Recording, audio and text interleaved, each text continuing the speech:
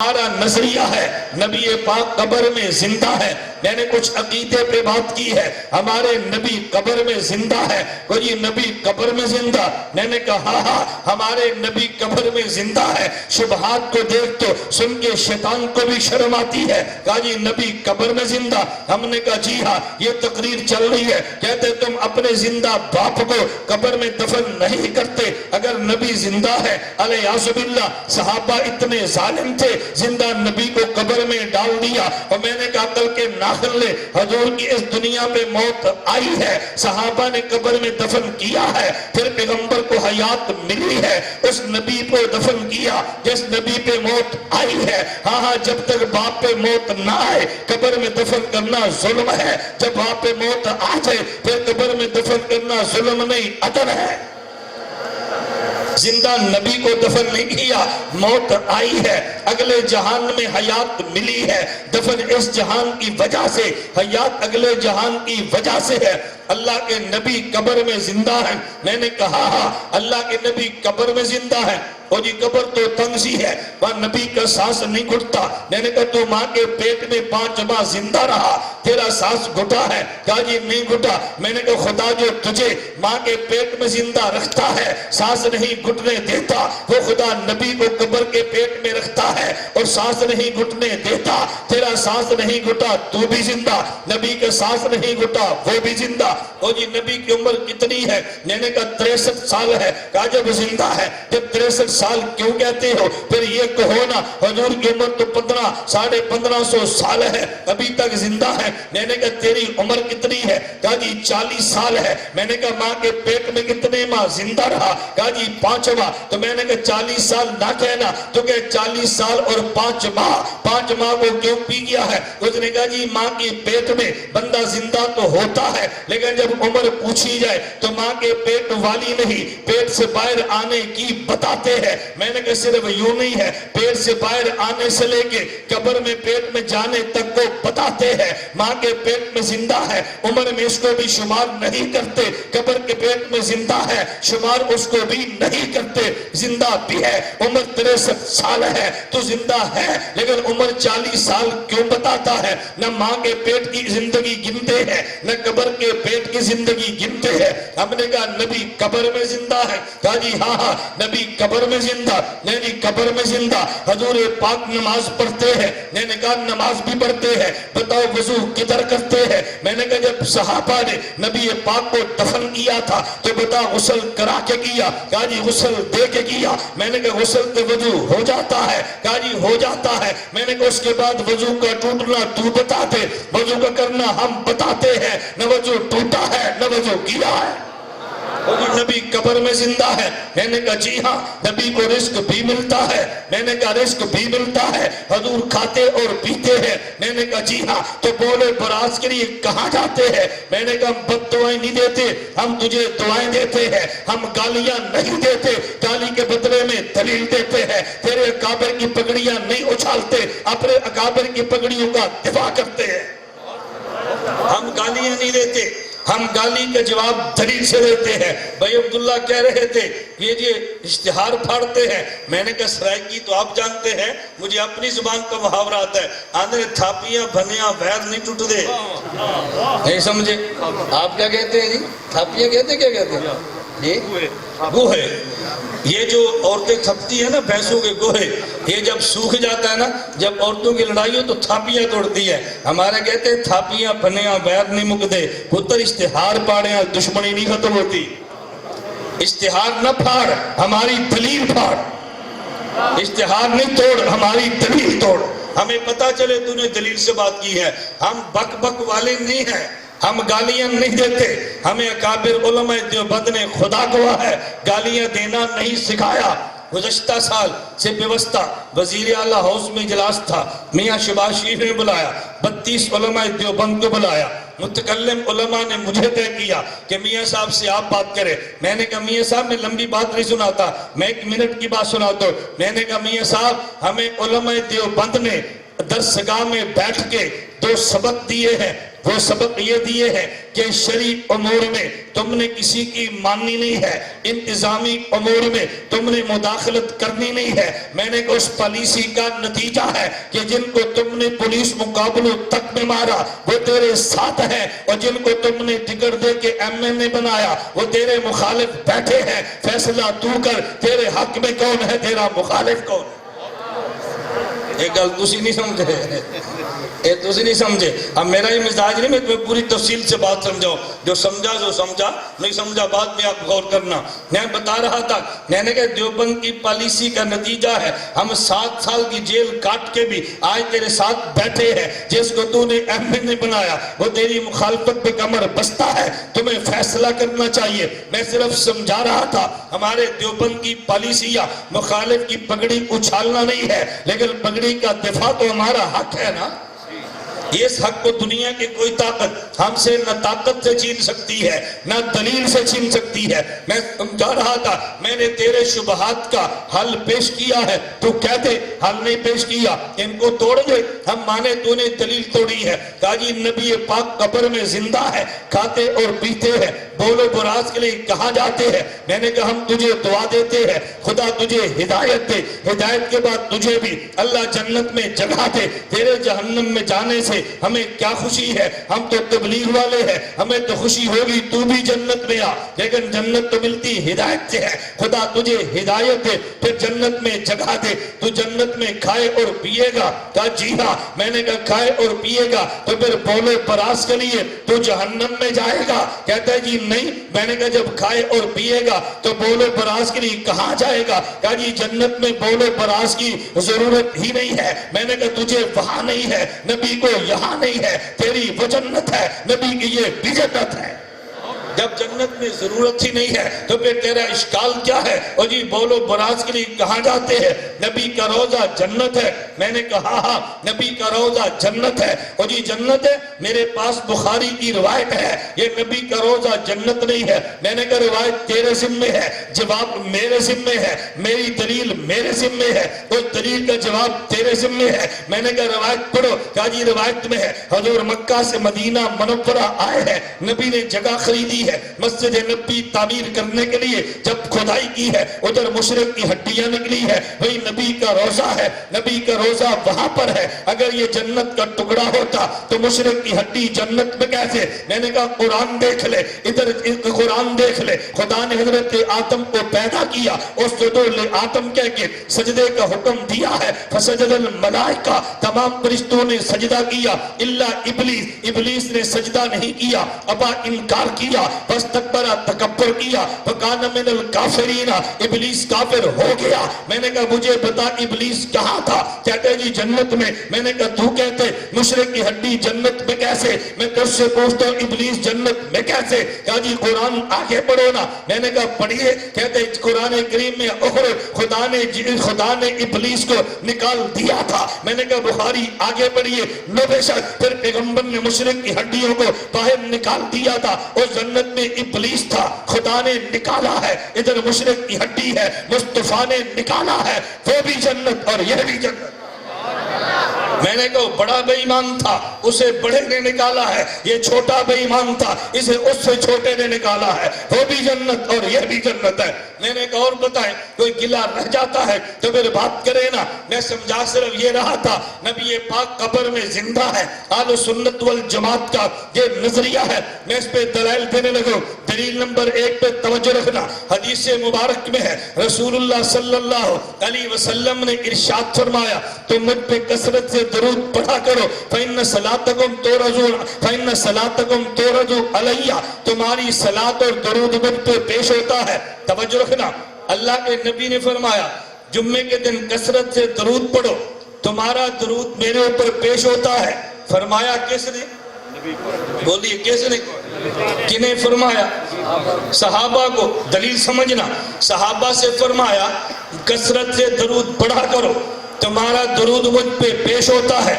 صحابہ نے فوراً اشکال کیا، بات جو نہیں سمجھ آئی، سوال کیا۔ انہوں نے کہا یا رسول اللہ کیف تورد صلاتنا علیکہ، ہمارا درود آپ پہ کیسے پیش ہوگا؟ وقد ارنتا، آپ کا جسم تو مٹی میں مل جائے گا، درود کیسے پیش ہوگا؟ توجہ رکھنا، اس کا مطلب یہ ہے صحابی سمجھتا ہے درود میں روح پر نہیں جسم پہ پیش ہونا ہے۔ نہیں سمجھا؟ اللہ کے نبی نے فرمایا درود پڑھو مجھ پہ پیش ہوتا ہے۔ صحابی نے کیا سوال کیا؟ حضور آپ کا جسم تو مٹی میں مل جائے گا، آپ پہ درود کیسے پیش ہوگا؟ اب صحابی کا ذہن کیا ہے کہ درود نبی کی صرف روح پہ پیش ہونا ہے یا جسم پہ؟ بولیے نا، تبھی تو سوال کیا نا، حضور آپ کا جسم تو مٹی میں مل جائے گا، درود کس پہ پیش ہوگا؟ اللہ کے نبی نے جواب دیا، فرمایا ان اللہ حرم علی الارض ان تاکل اجساد الانبیاء، خدا نے زمین پہ حرام کر دیا ہے وہ نبی کے جسم کو کھائے۔ پیغمبر کا جسم مٹی میں نہیں ملتا، نبی کا جسم محفوظ رہتا ہے، نبی کا بدن سالم رہتا ہے۔ توجہ کرنا، صحابہ نے سوال کیا حضور کیسے درود پیش ہوگا؟ آپ تو مٹی میں مل جائیں گے۔ نبی نے جواب دیا نہیں، نبی کا جسم مٹی میں نہیں ملتا، نبی کا جسم محفوظ رہتا ہے، نبی کا جسم صحیح سالم رہتا ہے۔ حضور فرما دیتے بھئی تم میرے جسم کی بات کیوں کرتے ہو؟ درود تو میری روح پہ پیش ہونا ہے، میرے جسم کی بات کیوں کرتے ہو؟ صحابہ نے اشکال کیا بنیاد بدن کو بنایا ہے، نبی نے جواب دیا بنیاد بدن کو بنایا ہے۔ پتہ یہ چلا اللہ کے نبی کا بھی نظریہ ہے کہ سننا بدن میں ہے، صحابہ کا بھی نظریہ ہے کہ سننا بدن میں ہے، تبھی اشکال جسم پہ ہے، نبی نے جواب پہ جسم کو پیش فرمایا ہے۔ دلیل سمجھ آئی آپ کو؟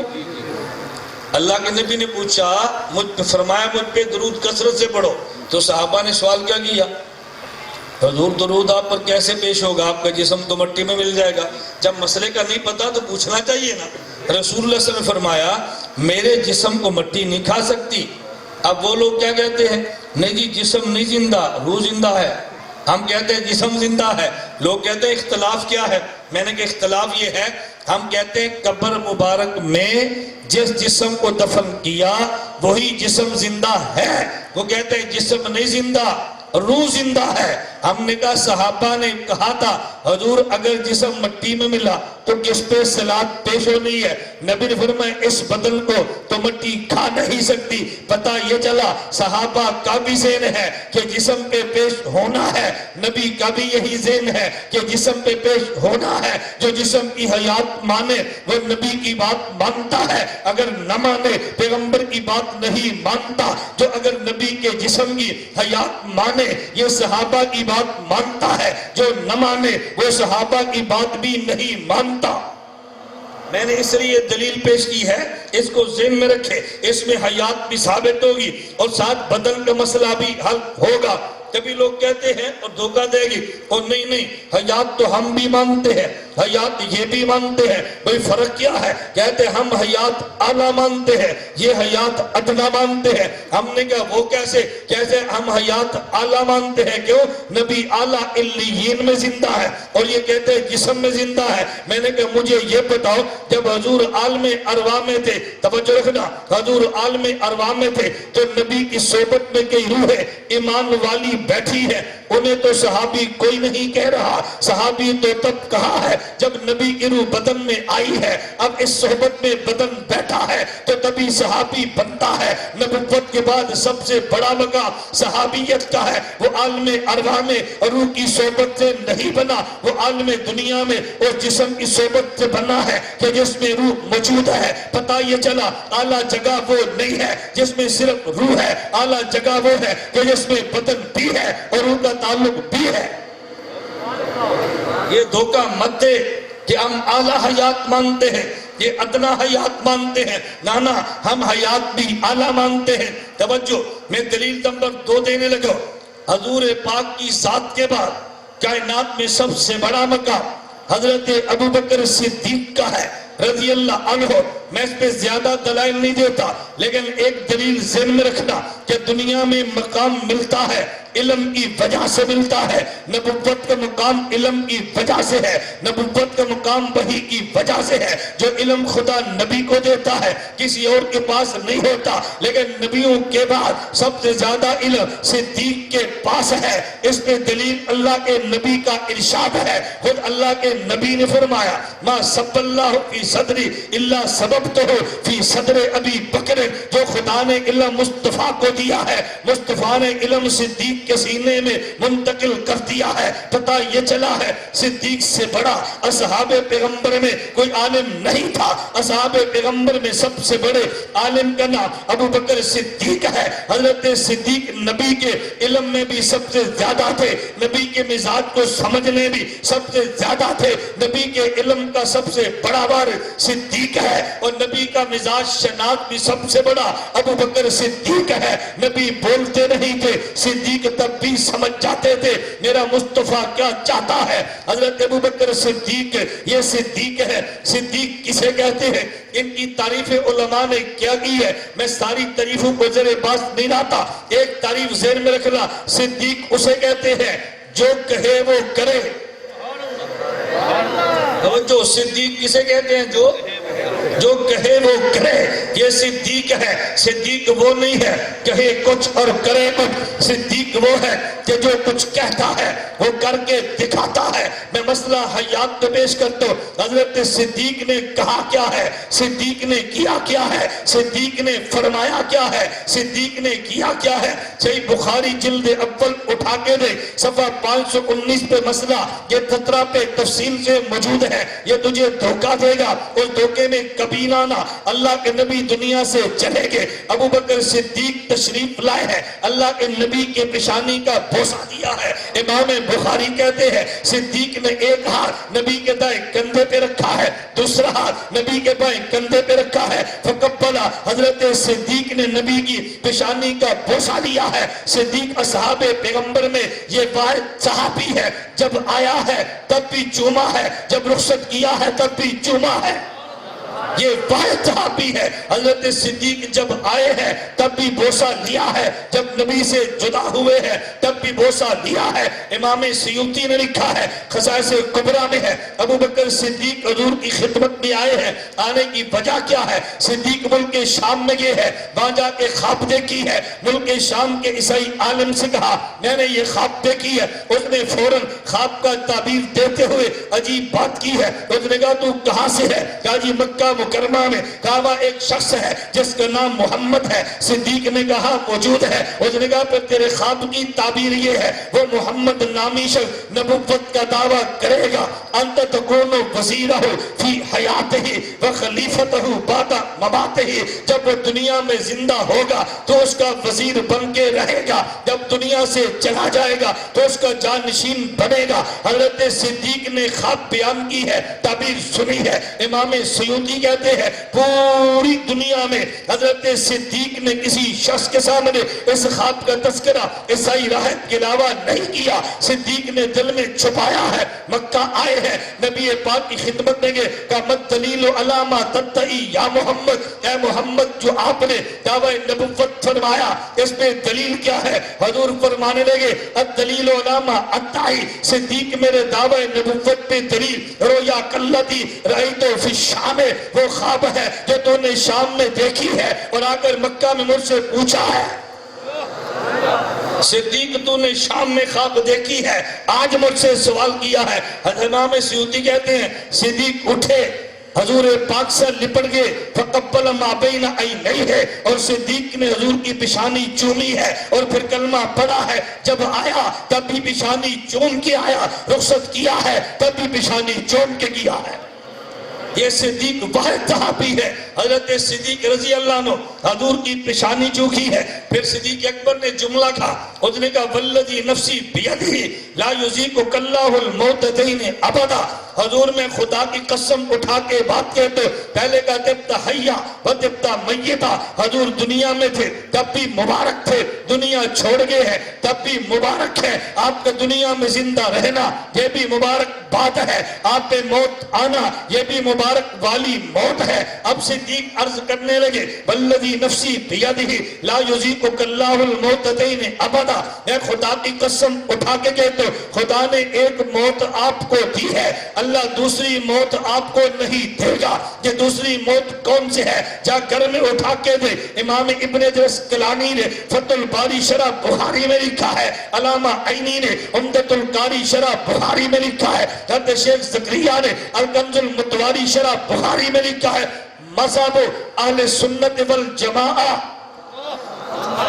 مذہب اہل سنت والجماعہ، اہل سنت والجماعت کا یہ مذہب ہے، ان للمیت فی القبر موتم و حیاتا، جو بھی میت قبر میں جاتی ہے اس کی روح کو لٹا کے زندگی دی جاتی ہے، پھر اس سے 3 سوال کرتے ہیں، وہ جواب دے سکتا ہے یا جو جواب نہیں دے سکتا، سوال و جواب کے بعد اس پہ نیند کو طاری کر دیا جاتا ہے، اس کی روح کو نکال کے روح کے تعلق کے ساتھ اس کو زندگی دی جاتی ہے۔ اہل سنت والجماعت کا مذہب یہ ہے، آدمی کے دنیا پہ موت آتی ہے، پھر قبر میں حیات ملتی ہے، منکر نکیر کے سوال کرتے ہیں، اس کا جواب چلتا ہے، پھر بعد میں نم کہہ کے سلا دیا جاتا ہے۔ اس سونے کو موت کہتے ہیں۔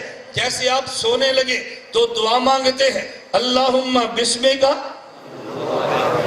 مرنے لگے یا سونے لگے تو پھر اموتو کیوں کہتے ہیں؟ پھر انامو کہو نا، یہ سونے والے کو موت کہتے ہیں۔ جب صبح اٹھے تو دعا مانگتے ہیں الحمدللہ الذی احیانا بعدما، رات سوئے تھے یا موئے تھے؟ تو پھر اماتنا کا معنی کیا ہے؟ پتہ یہ چلا کہ نیند کو موت کہتے ہیں۔ ممکن ہے تمہیں دھوکہ دے، تمہارے مولوی نے حدیث پڑھی ہے، قرآن تو نہیں پڑھا، چل قرآن سن لے۔ قرآن بھی صرف نہیں، میں قرآن کا دل پڑھتا ہوں، سورہ یاسین میں ہے، قیامت کو کافر اٹھ کے کہے گا یا ویلنا من باسنا ممن قتنا، مرکز سونے کی جگہ کو کہتے ہیں۔ یہ کافر بھی کہہ رہا ہے، قیامت اٹھ کے کہے گا مجھے سونے کی جگہ سے کس نے اٹھایا ہے۔ مرکز کا لفظ قبروں پہ جاؤ، وہاں کیا لکھے ہوتے ہیں؟ مرکز مبارک لکھتے ہیں نا۔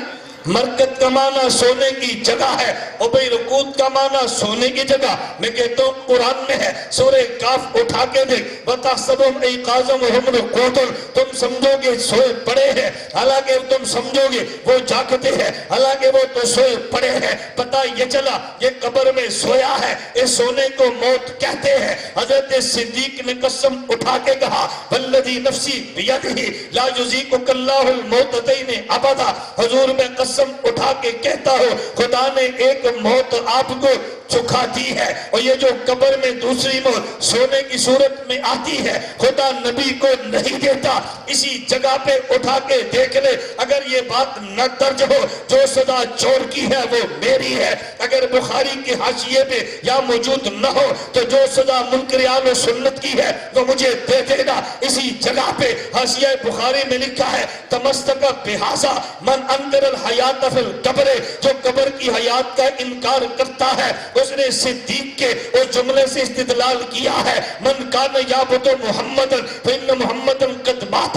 سہارنپوری کہتے ہیں وَأُجِیبَ عَنْ أَهْلِ السُنَّةِ وَالْجَمَاعَةِ، نہیں سمجھے؟ وَأُجِیبَ عَنْ أَهْلِ السُنَّةِ وَالْجَمَاعَةِ۔ محدث سہارنپوری کہتے ہیں کہ جس نے قبر فی الحیات، حیات فی القبر کا انکار کیا، اس قول کو دلیل میں پیش کرتا ہے، اہل سنت اسے یہ جواب دیتے ہیں۔ پتہ یہ چلا کہ جس بخاری کے جس بخاری کو تو پیش کرتا ہے خطبہ صدیق کے لیے، اسی کے حاشیے پہ سہارنپوری محدث لکھتے ہیں حیات قبر فی الحیات، حیات فی القبر کا منکر اہل سنت نہیں ہے۔ حضرت صدیق صدیق نے قسم اٹھا کے کہا والذی نفسی بیدہ لا یذیقک اللہ الموتتین ابدا، خدا کی قسم اٹھا کے میں کہتا ہوں حضور ایک موت خدا نے آپ کو دی ہے، دوسری موت خدا جو قبر میں آتی ہے وہ آپ کو نہیں دے گا۔ اسی جگہ حاشیے پہ لکھا ہے اس کا مطلب یہ ہے لا یتعقبہ موتا بل یستمر حیا، نبی پہ قبر میں موت نہیں آتی، نبی کی حیات پر دائماً چلا کرتی ہے۔ حضرت صدیق نے جملے میں اپنی زبان میں نبی کی حیات کا اقرار کیا ہے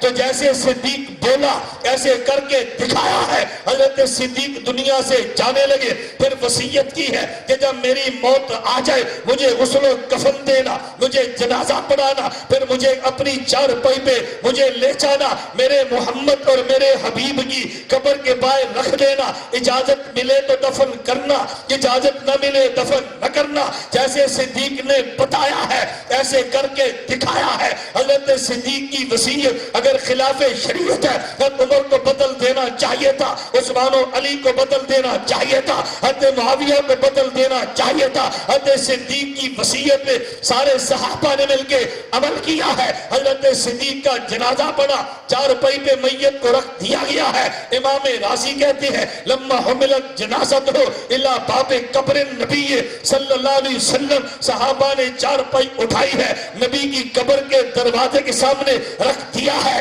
نودی السلام علیکہ یا رسول اللہ، اصحاب پیغمبر نے کہا السلام علیکہ یا رسول اللہ اذا ابو بکر بالباب، حضور صدیق دروازے پر ہے، نبی کی قبر سے آواز آئی ہے ادخل الحبیبہ الی الحبیب، ادخل الحبیبہ الی الحبیب۔ میں نے کیا کہا؟ صدیق اسے کہتے ہیں جو کہتا ہے وہ کرتا ہے۔ صدیق نے حیات کا اگر زبان سے اقرار کیا ہے اپنے عمل سے کر کے دکھایا ہے۔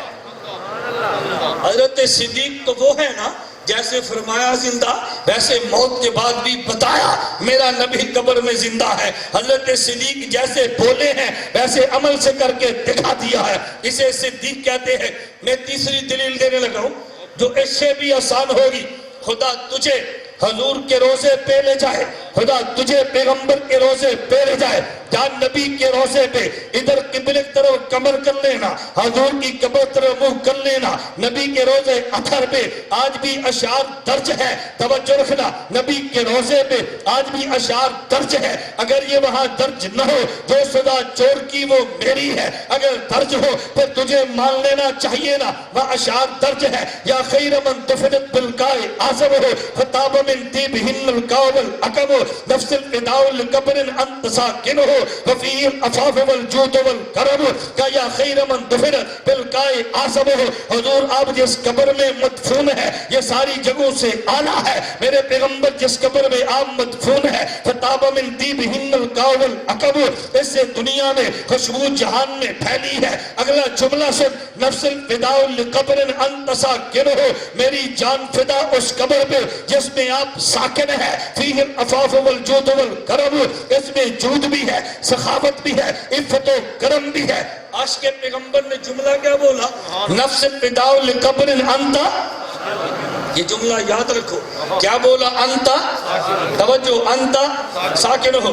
یہ تمہیں جملہ سمجھ آئے گا، ذرا ایک شعر اور ساتھ ملاؤ، توجہ کرنا۔ ایک عاشق نے نبی کے حجرے کو دیکھا جب حضور یہاں زندہ تھے، ایک عاشق نے نبی کو روزے کو دیکھا جب نبی وہاں زندہ تھے، جملے دونوں کے ایک ہے، توجہ رکھنا۔ حضرت علامہ کاندھلوی نے سیرت المصطفیٰ میں لکھا ہے ایک عاشق نبی کے روزے پہ نبی کے حجرے کو دیکھ کے کہتا ہے، عجیب جملہ کا، یا بدیع دل والاناجی لَكَ سُلْطَانٌ عَلَى الْمُحَاجِ إِنَّ بَيْتًا أَنْتَ سَاكِنُهُ غَيْرُ مُحْتَاجٍ إِلَى السُّرُوجِ۔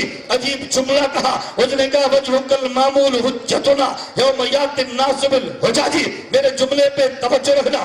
عاشق پیغمبر نے نبی کے حجرے کو دیکھا تو کہتے یا بدیع دل والاناجی، حسن و جمال کے مالک پیغمبر، لَكَ سُلْطَانٌ عَلَى الْمُحَاجِ، لوگ حکومت بدن پہ کرتے ہیں، آپ حکومت دلوں پہ کرتے ہیں۔ إِنَّ بَيْتًا أَنْتَ ساکنہ، ان بیتن انت ساکنہ، جس گھر میں آپ ساکن ہیں، جس گھر میں آپ رہتے ہیں، غیر محتاج الی السروجی، یہ چراغ کا محتاج نہیں ہے. وجہک المعمول حجتنا، خدا قیامت کے دن پوچھے کیا لاؤ گے، کو کیا لائے ہو؟ کوئی تلاوت پیش کرے گا، کوئی عبادت پیش کرے گا، کوئی تسبیحات کو پیش کرے گا. خدا مجھ سے پوچھے کیا لائے ہو؟ وجہک المعمول حجتنا یوم یات الناس بالحجج، حضور میں اعمال نہیں، آپ کے چہرے انور کو پیش کر دوں گا. میری دلیل کو سمجھنا. سکنا کسے کہتے ہیں؟ سکنا رہائش نا. جب شادی ہو تو کہتے ہیں نان و نفقہ سکنا شوہر کے ذمے ہے. نان نفقہ کا معنی خرچہ کھانا پینا، اور سکنا کا معنی بیوی کو زندہ رکھنے کی جگہ یا مرنے کی جگہ. سکنا کا معنی زندہ رکھنے کی جگہ ہے نا. آپ سے پوچھتے ہیں بھی آپ بتاؤ آپ کا سکونت کیا ہے، اس کا معنی کیا؟ مرنا کہاں ہے یا زندہ رہنا کہاں ہے؟ توجہ، اب میری دلیل کو سمجھنا. جس عاشق پیغمبر نے حضور کے حجرے کو دیکھا، کہتا ہے ان بیتن انت ساکنہ. جس عاشق نے حضور کے روزے کو دیکھا، کہتا ہے نفس الفداء لقبر انت ساکنہ. اس نے کہا حضور حجرے میں زندہ ہے، یہ کہتے ہیں حضور قبر میں زندہ ہے. پھر مان لینا اللہ کے نبی نے دعا مانگی ہے، اللہم لا تجل قبری وسن یعبد، اللہ میری قبر پہ کبھی شرک نہ ہو. اللہ نے نبی کی دعا کو قبول فرما لیا ہے. اگر عقیدہ حیات النبی یہ شرک ہوتا تو نبی کے روزے پہ درج نہ ہوتا. نبی کے روزے پہ درج ہے، پھر مان یہ شرک نہیں ایمان ہے. پھر مان یہ شرک نہیں، کہتے یہ مشرک ہے. مشرک بھی نہیں، مشرک. میں نے کہا شکر ہے تو مشرک نہیں کہتا، کیونکہ تیرا نظریہ غلط تھا، تو نے لفظ بھی غلط بولا ہے. کہتے ہیں مشرک نے. میں نے کہا نا تو لفظ بھی غلط بولتا ہے نا، فتویٰ جو ٹھیک نہیں ہے. میں کیا سمجھا رہا ہوں؟ اللہ کے نبی نے دعا مانگی، اے اللہ میری قبر پہ شرک نہ ہو. خدا نے دعا قبول فرمائی کہ نہیں؟ اب حقیقہ حیات جو حضور کی قبر پہ درج ہے، پھر مان لینا ایمان ہے، یا مان پر حضور کی دعا قبول نہیں ہوئی. جب حضور اکرم کی دعا قبول ہوئی ہے پھر مان لے عقیدہ حیات شرک ہے. میں نے اس لیے کہا میرے نبی کا ارشاد بھی ہے انبیاء قبر میں زندہ، صدیق کا فتویٰ ہے نبی قبر میں زندہ. آج نبی کے روزے پہ درج ہے نبی قبر میں زندہ.